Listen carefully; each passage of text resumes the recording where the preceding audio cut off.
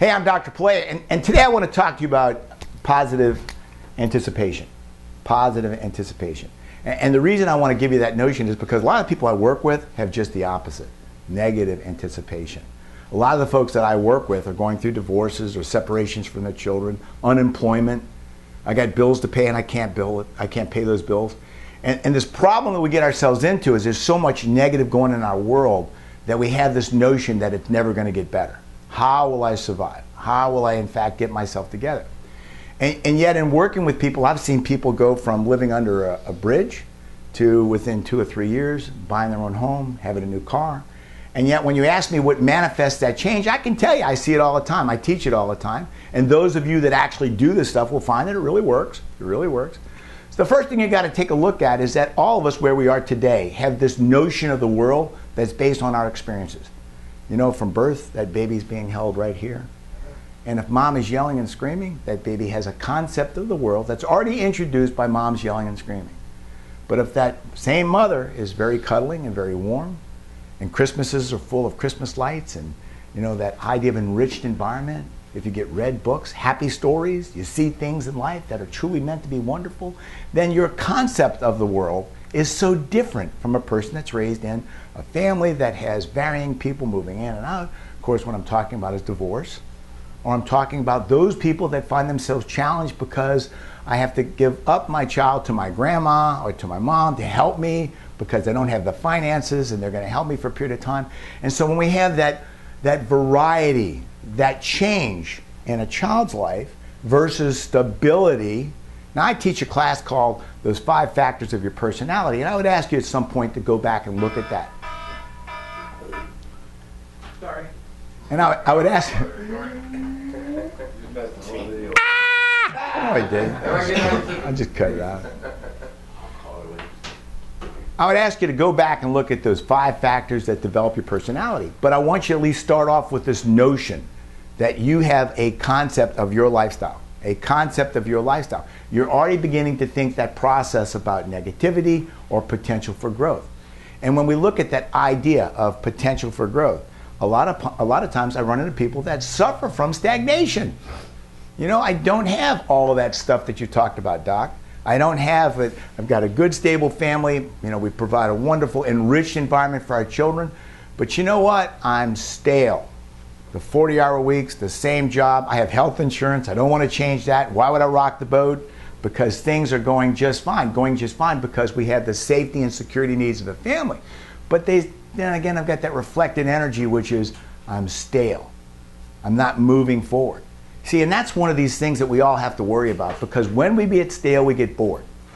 And when we get bored, emotionally, we're not enriched. When you're not emotionally enriched, you lose that thrill-seeking desire.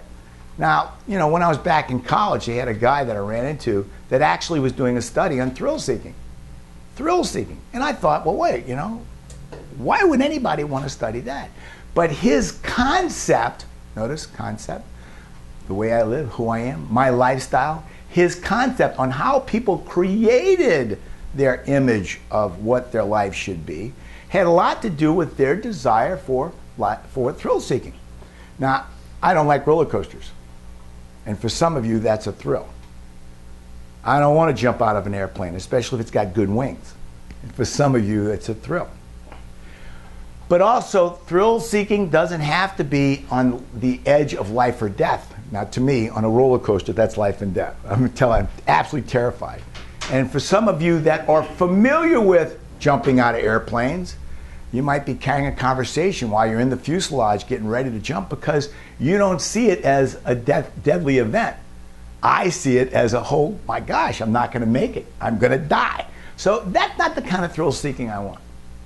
But the truth is, stagnation, thrill-seeking. What quality do you have in you that tends to resist stagnation and put you into that position of wanting something new? When you no longer have that desire for something new, life gets boring. Life gets boring. And from my perspective, a few years ago I read a book and I thought it was so cool. It was written by a guy, Ernie Lawson, if I remember right. But his idea was making up and breaking up. Making up and breaking up. making up and breaking up. And it's no mystery to some of you, and you've heard me say this before, the best sex you ever had was? Makeup sex, yeah. And yet that's very closely related to those people in life that are just bored. You know, I haven't tapped into that desire to have cutting edge stuff. That is the idea for newness. And because I haven't had that in my life, when I find myself creating chaos, because when you create chaos, guys, let me tell you, when I tell you to leave and don't come back, don't you dare walk in this door again, and you're walking out the door and you're heading down the street, what do you feel? Anxiety, yeah, fear. I mean, there's only two things in life that really define us. Pleasure is one of them. Pain is the other one. And those two define you. Those two work together to define you. And of course, the idea that I work with you every day, and the reason you're here is because I want to minimize the pain as much as possible and maximize the pleasure.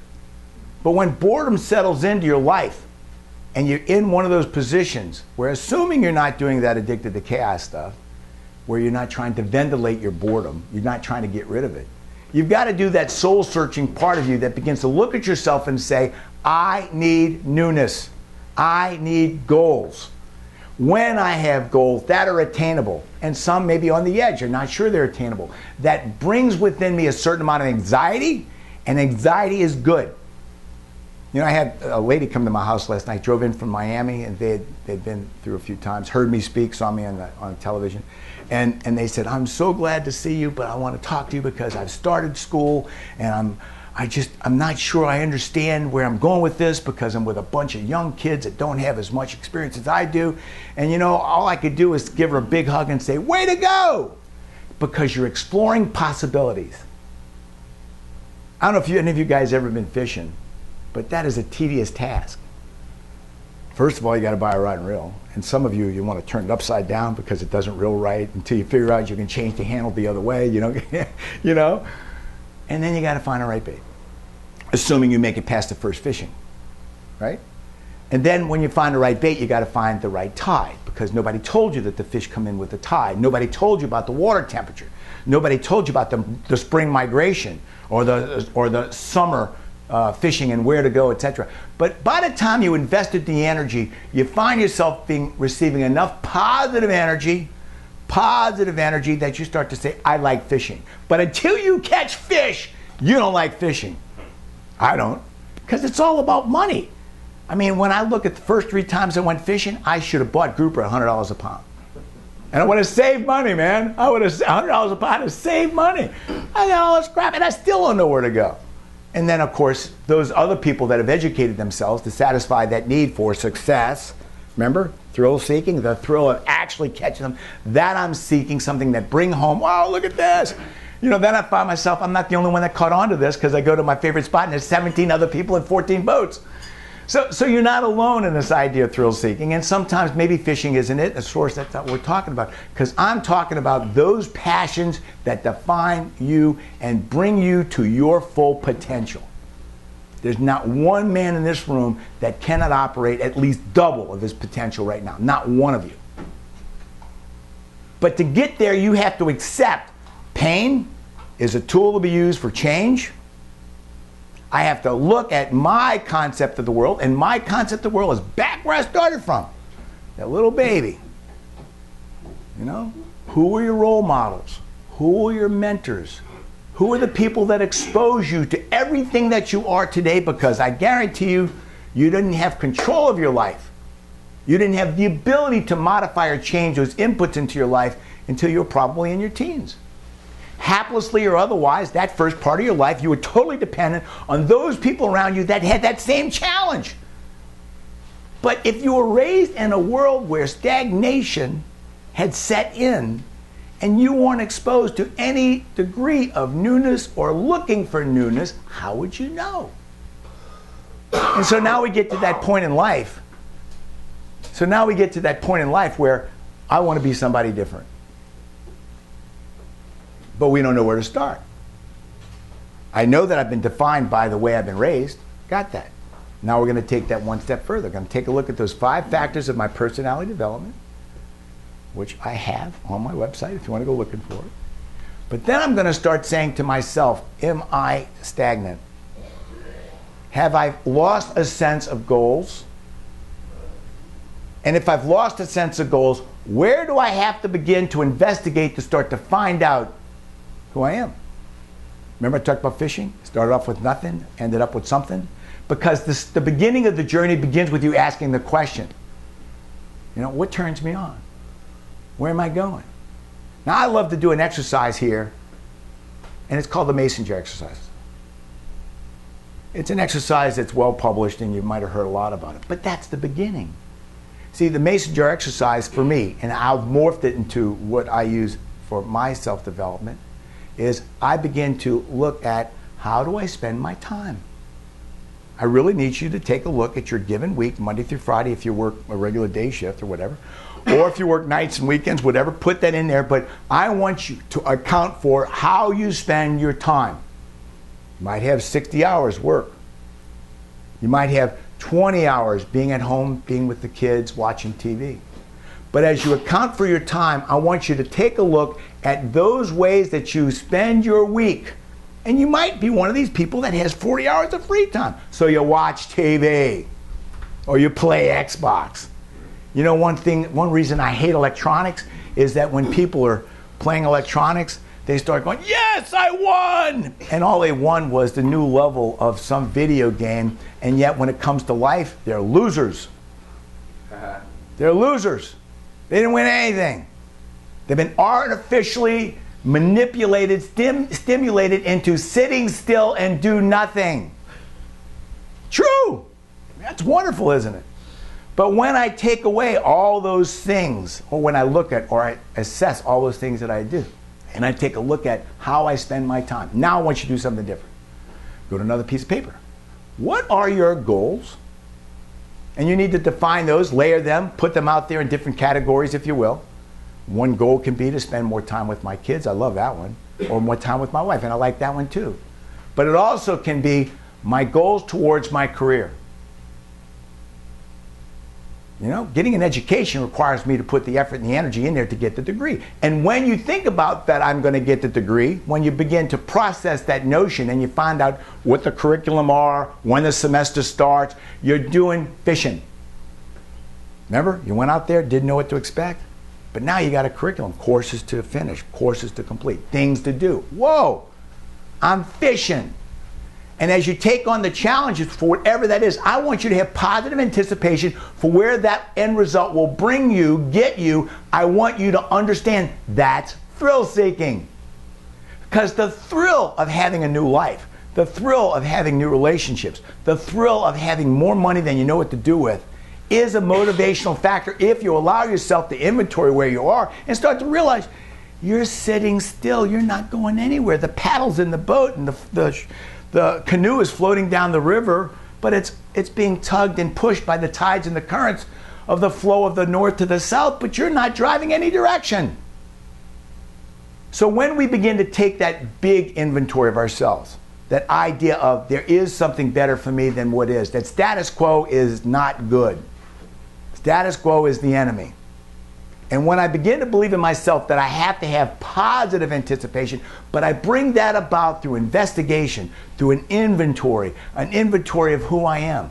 And when I bring to my life uncertainty, when I bring to my life that I'm not sure what tomorrow is, but I'm heading for something different than what I am, you're going to find yourself energized with hormones, with personality traits, ambition, drive, desire, that when people talk to you and they ask you how you are, you're not talking like a victim anymore. How you doing? Oh, it sucks, man. What do you mean? Oh, man, you know, thought I was going to get a raise and didn't. You know, they raised the flipping rent of the house. And my car, when it drives, the wheels are doing this, and I can't really afford the, you know, that's crap, man. The more you allow yourself to be a victim, the more you allow yourself to stay where you are, the more pity you get from others, and in itself, that's a lifestyle identity. And sometimes some people I work with truly just want to feel like victims because it makes them feel good. The only problem is it's a cell that they put around themselves and they never get out. You know, I'm going to end this little bit here of a story, and it's a true story, about, you know, positive anticipation and about the way that our brain works when we believe we found something. I want to always relate to you back to that little story where I started. You've never been fishing, you bought a pole. You didn't catch nothing. Now you got a tide chart. Now you got the bait. Now you catch something. Whoa, we start catching bigger and we start catching bigger because you invested the energy to find out where to start. But you have to have that idea that there is something at the end of this, that there is something positive. Because if you really don't have anything positive in mind and you act like the victim, you'll go look at the fishing pole, you'll see what it costs, and you'll say, screw this. It's too expensive. I'll go buy my fish at the fishing market because he thought, we thought, you thought it was all about fish. But it's not. It's about challenge. It's about being smarter and harder. It's about winning. That's what energizes the Homo sapien human species. That's what gets you going. That is what life, and that's what you're stuck with genetically forever. You have to manifest something that pulls into you the personality that's unique and different for you to catch that fish. And it really isn't about what it costs at the fish market and about cheaper. It's not about economies of scale. It's about being human. Now, I'm going to tell you this story because it kind of tells you where we are, but there's this husband and wife that brings their twins. Twins are biologically the same. Brings into the psychiatrist because the woman's miserable. The father's miserable because every time there's Christmas, they do their best to buy gifts, but they'll give them the same gifts, and because you do that when you have twins. My mom and my brother and I were 5 years apart, and they always bought us the same gifts. So the first thing the psychologist said is, look, don't buy them the same gifts, because when one opens a gift and the kid that's happy about the gift says, look, it's beautiful, look, I got a riding horse, isn't this beautiful? Then the other kid might be inspired into being negative because I got the same gift, why should I work, why should I do that? So she said, I want you to balance these kids. I want you to find out what they want, and I want you to take and manipulate that the kid that's pessimistic gets something really great, and the guy that's optimistic gets really something kind of mundane, and we'll balance them because they'll both be happy. So they think about it and said, great. I know the little pessimistic guy, he wants a pony. A little pony. Yeah? So when Christmas morning comes, there's the box, opens the box and takes out the pony, and says, oh shit, what am I going to do with the horse shit now? Well, that kind of set up mom and dad for like, oh my God, so what is the optimistic kid going to do because we gave him a box of horse shit? So the little boy gets over there, opens the box, sees the horse shit, takes off his shoes, jumps in and screaming, I know there's a pony in here somewhere! You get the point? You get the point? That the little kid that had nothing to work for still believed in possibilities and nothing was going to rain in his parade, not even a box of horse shit. But the kid that was busy being a victim, you have to give up that victim role when life wins, when things are successful. And for some of us, we don't have anything else to weigh our lives on. And we keep locked into this negativism of the shit that happens to us because it's an identity. And we don't know what to do when we lose that identity. I want you to think about some of the things I've said. I started you off with this idea of we have to have a certain desire for change. And when we don't have that desire for change, we don't have the desire for the idea of positive anticipation for things to come, we become stale. And the staleness of our life can be everything from status quo, which is just nothing's wrong, but at the same time, nothing's exceptionally right. And I think that too is discouraging, and it really won't get you to where you need to be. But on the other end, I got people, their lives aren't working. And they're too busy being a victim, too busy thinking about licking their wounds and telling everybody the story. The brain can't tell the difference between the memory of a past negative event and it happening right now. And when we're victims, what do? We tell everybody about what happened and how awful it is, and we get this identity. Well, the real tragedy of this is you never get rid of that identity. But when you begin to flip to the other side, and you begin to find inspiration, motivation, positive energy. In fact, I have one of my tapes on YouTube is motivational energy, PME, positive mental energy. When you begin to shift into that idea of what can be. Remember, to catch a fish, you got to think about catching a fish, which brings you to that idea of a path. The path is found by you through exploration once you've decided what your destiny is. You know, I am absolutely amazed at the number of people that find a new destiny once they take the time to work through the anxiety and they work through that desire to find out, what am I meant to be? Is there something more to here than what I have now? And when they begin to do that, I'm often amazed at the striking changes that happen, boom, all because they said, what if? And prior to that, they said, what for? I want you to think about everything I said here. Then I want you to try to apply that to your life by starting off with how you spend your time.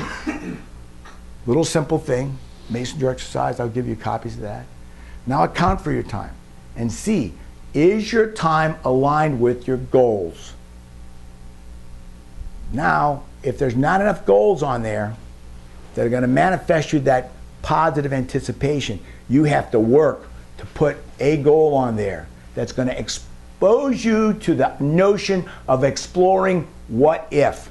And yes, your stomach's going to be in knots. And yes, you're going to say, oh, I got a lot to do.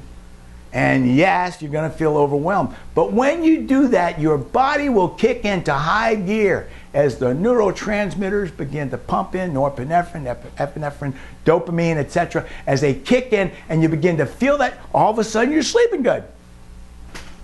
And now when you wake up, you're excited because I got things to do to get off this list as I move towards that idea of accomplishing these notions that I've come up with. Okay? Start off with these things I've asked you to do. I'm Dr. Pilet. I hope that you enjoyed that.